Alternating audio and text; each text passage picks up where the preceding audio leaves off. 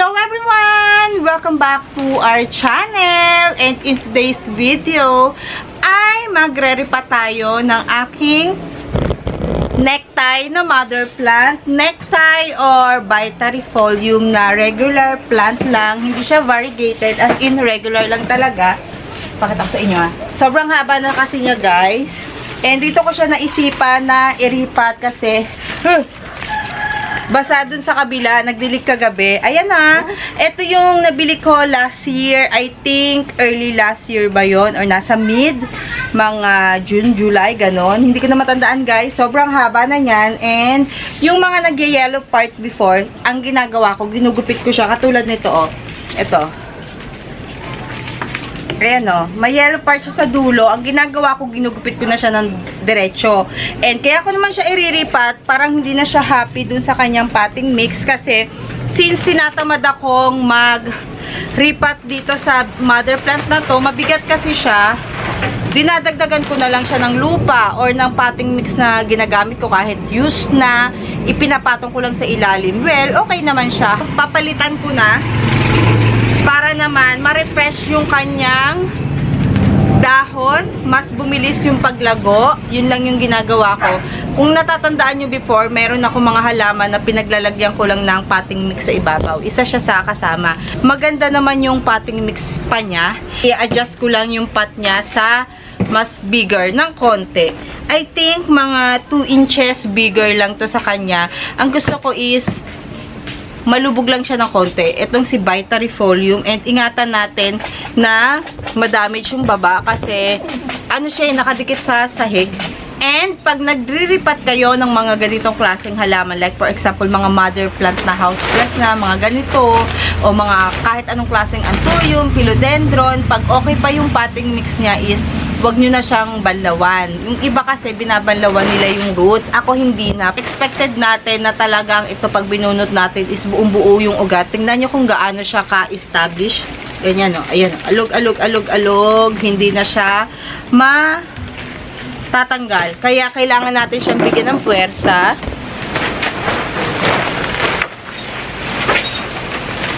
Ayan o. Mabilis lang to kasi for sure yung roots nito is buong buo. See? Oh, ayan oh. Ganyan yung kanyang roots. Dahil ang ginagawa ko dito, pag pasensya na kayo ha, medyo maingay. Kasi po, napakalakas ng hangin. So, ang ginagawa ko dito, di ba, pag dilig tayo ng dilig, nauubos yung lupa niya. Ang natitira na lang dito is like pames, mga coco chips, mga ganyan, coco barks, yun yung natitira. So, yung ginagawa ko, ang inilalagay ko dyan is yung more on organic or yung more on lupa, garden soil, mga ganyan-ganyan. Yun yung nilalagay ko. And then, ibabalik ko lang siya dito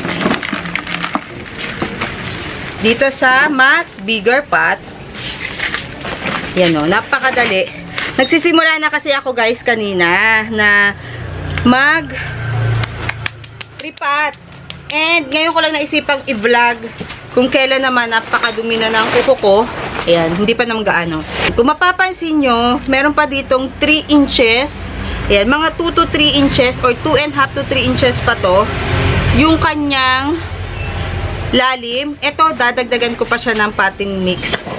Ito yung idadagdag ko. Lalagyan ko sana siya ng coco chunks. Yung coco chunks na nabili ko pa last year, mga mid din, or mga June, July, gano'n, nabili ko to. Mali.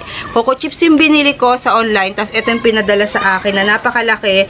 So, inilagay ko lang sa isang tabi. So, since gusto ko malinis na sa likod ng bahay, inuunti-unti ko na lahat gamitin, like pots, ano pa ba, yung mga, basta madami ako doon mga pots, may mga halaman pa rin ako doon guys. So, ayun na itsura niya. Sobrang laki niya. Ito oh. Ayan. Sobrang laki. And kung mapapansin nyo or matatanungin nyo ako bakit hindi ko may inano siya, yung nilus, yung potting mix na luma niya, yun po ay dahil may tumutubong bago. Ito guys, yung tumutubong bago, and ayoko naman siyang mapostpone ang kanyang paglabas. Ito kung mapapansin nyo, meron pa dito, and meron pa dito. Ayan, and meron pa dito. Yan, lahat po yan ay dahon. Etong mga dahon na to yung lalabas dyan. And under my care, eto na yung mga dahon niya. Yung mga lumang dahon, simula nung nabili ko is wala na yun. Eto na yung last, yung isang nagba-brown. Eto yata, or hindi. Hindi yata. Siguro natubo na to. Kasi yung mga bagong tubong dahon, napakalalaki. Necktie. Necktie yung common name nito ha. Or Vitarifolium. Meron din yata ako nung variegated neto. Pero hindi ko matandaan kung nasaan. Meron ako nito, alam ko, bumili ako ng variegated niyan. Maliit nga lang kasi medyo mahal yun eh. Ito mahal ko din siyang nabili before, pero ngayon makakabili na kayo niyan seedlings. And natatandaan ko before, nung binili ko to, meron siyang bulaklak or buto. And pinropagate ko yun, lahat yung tumubo. Nakalimutan ko na, nalunod sa tubig, ending namatay. Yun. Mga seeds niya. Maganda to oh. Ang ganda guys, oh, tingnan nyo.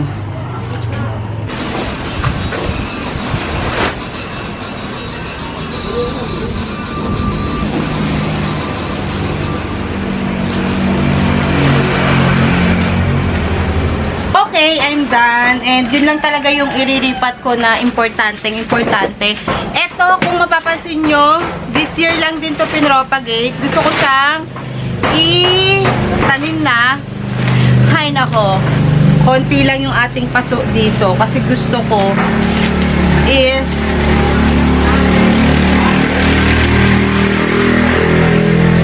talagang ano siya, gusto ko talagang konti lang yung halaman doon sa gilid or maliliit lang yung halaman. Katulad dito, mas maaliwalas sa akin yung pabebe yung mga halaman or pabebe. Ano ba tawag doon? Yung hindi siya kalat-kalat, hindi siya sabog-sabog. Kasi, syempre, alam nyo na pag mga houseplants, kalat-kalat talaga. And, alin ko lang to ah. Meron akong, ay hindi ko pala nadala, yung mga tetrasperma ko, ay may papadala pala ako nun sa QC. Hinahanap ko pa dun sa ano ko, sa page. Kung nasaan na siya, hindi ko matandaan kasi sobrang daming nagme-message. And dadala ko na yon dati sa parking sa QC. And iniuwi ko ulit kasi hindi ko makita yung name niya. Hindi ko matandaan. Kasi 3 yung bibigyan ko sa QC ng ganito na malapit lang doon sa parking na pinagtatambayan ko once a week. And gusto ko, pag ibinigay sa kanya is established na. And eto naman, matagal na rin to, 'di ba nabuwisit na ako. Ayan, ugatan na siya, natapon yung tubig, hindi ko alam kung kailan, I think this week lang or last week lang. Kasi ngayon is February 11, I think, 11 ba ngayon, Han? February 12 yata ngayon. Hindi ako nakakapag-vlog madalas. So, kaya ito, na-miss ko kayo, nag-vlog na lang ako nito ng aking mga ganap. And every time na hindi tayo nagba-vlog, nag-aayos ako dito sa garden and tumatambay lang ako dito sa garden. 2 days na po na malakas ang hangin. So ito, itinanim ko na siya sa lupa ang ating, alam nyo, favorite ko talaga to ever since eh. Ito pa rin yung halaman ko before. I think mga 3 years na to na ginugupit-gupit ko lang kasi I mean, hindi naman ilang beses ko lang nagupit. Kasi pag tumutubo siya, maganda yung variegation. Ganito, si Philodendron Birkin. Ayan, Birkins or Birkin. Ito talaga hindi ko siya gini-give up. Kaya dyan lang siya. And ito, medyo mabagal siya in fairness. Magbagal siya mag-ugat sa akin. Tatanim ko na rin to para naman pag may bisita or may pumunta at gusto na yung mga propagation ko, bibigay ko na lang.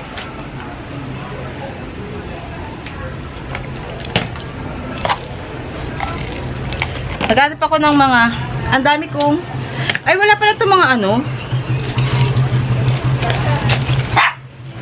Ito pala.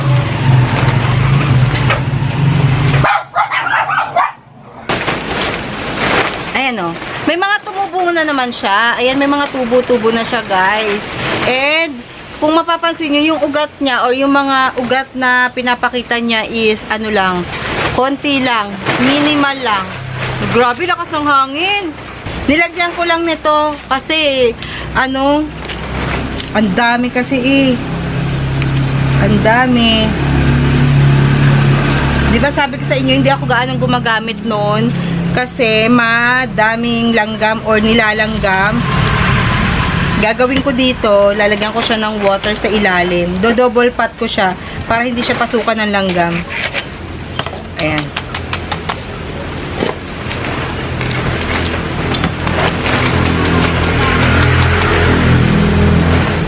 Okay.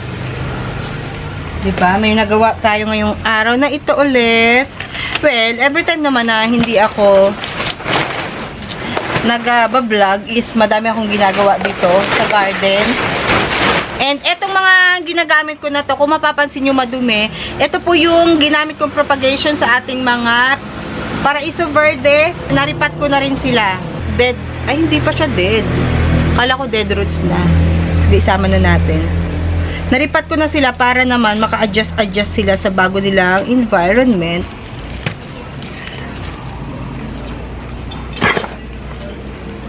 Asa ba yung isang takalan ko? Kakauwi ko lang ng bahay, guys, kasi may inasikaso ko or may pinuntahan kami. And then, after kong makauwi, eto, nagtanim-tanim. Ayan.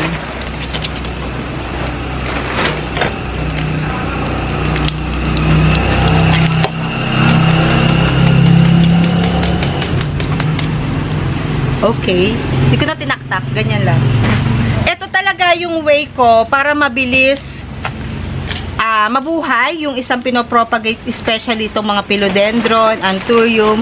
Yan, pag gusto nyo na makabuhay kayo ng halaman, propagate sa water and then saka nyo itanim. Hala, ito naman may tumutubo ng dahon pero hindi kasya. Kasya kaya to? Punuin ko na lang. Saka nyo itanim sa potting mix.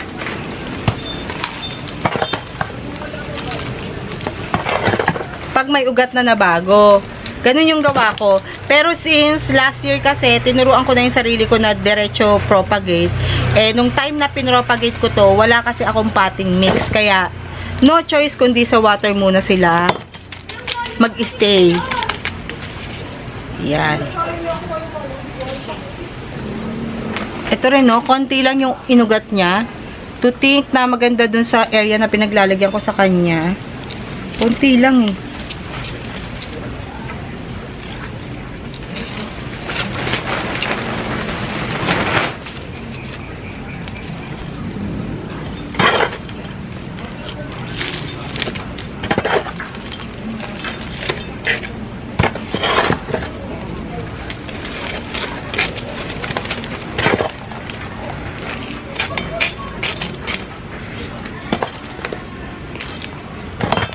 Ayan. Yung potting mix pala na ginamit ko sa magtatanong. Coco peat, vermicast, pumice, perlite, and ano ba? Ito, coco chunks. Used din to, used. Yung mga isang sako dito na na lupa ko is dinadala nung nag-aalaga kay Dara sa kanila ngayon, kaya nakapagtanim-tanim din ako kasi sabi ko bawasan niya yung isang sako ko dito dahil magtatanim daw siya ng pechay.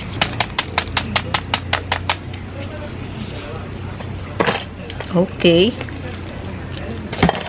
So, ito naman ay si Brandthianum af. Ayan, kasi dahil sobrang laguna nung aking Brandthianum ay kinat ko para maging malinis, hindi na siya dumikit sa wall. Tingnan natin kung madami na siyang ugat. Ayan, konti lang din yung ugat niya. Nakikita niyo, ang cute pala ng ugat ng ating Brandthianum. Color pink. Ayan o, ito. Ay, nalaglag. Color pink yung ugat niya. Ayan o. Mamili tayo nung madaming ugat. Oh, madami naman pala ugat. Nakatago lang sa Nakatago lang pala.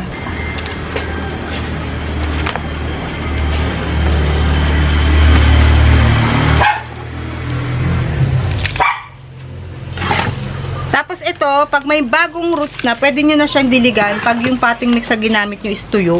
Katulad nito, tuyo yung potting mix na ginagamit ko. So, didiligan ko to.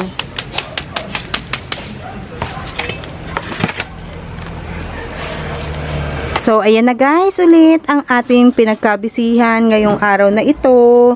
Ayan, dilig-dilig lang. Tapos, tanim-tanim.